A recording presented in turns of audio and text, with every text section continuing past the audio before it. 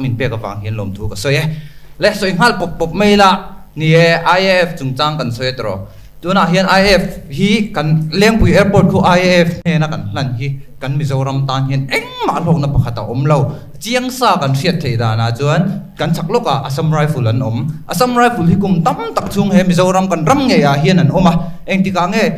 kan ta na hlok na kan ta na tang kai na an nei kan cm khong ai takin kha khamin sang thei chung kalom view ang kan tumpui te hianin tin sangkhat za ko som ruk paruk march ninga Air Force he tuna kan airport lan kan tum te mek hianin sangkhat za ko som ruk paruk march ninga khanin tho na mangin he kan ram nge hi he Mizoram kan lo seilen ve na nge mei hi meron bom ani kha khang te kha kan thei hil ta ni pi moderator he hi ka soidu khoi huna ma AR apo ni se pre moderator in khel thin te kan omang kan in khel hun line CRPF fusil lawin kan mong phe zot zot ko bin kan tlan ho thin ani rom ni kha in se ve em le pre moderator tuna hian ka soidu beraju he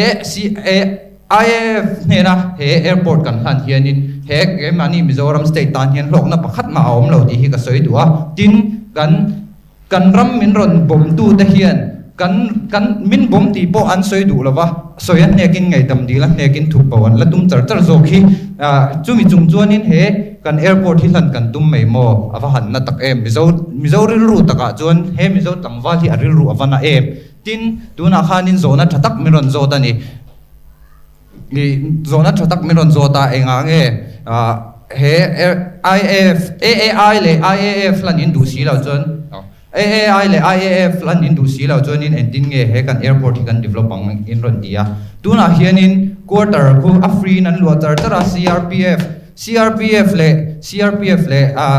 police te po an CRPF po nin cheng noi engem ni za dan lo chung ho tho zong chu kan kat thei chuanin tuna hian kan airport khu amai na la in chom thei char don ti hi ka soi du a top na IAF ne na kan airport hlan hi a tha ka ti lo ani kalo me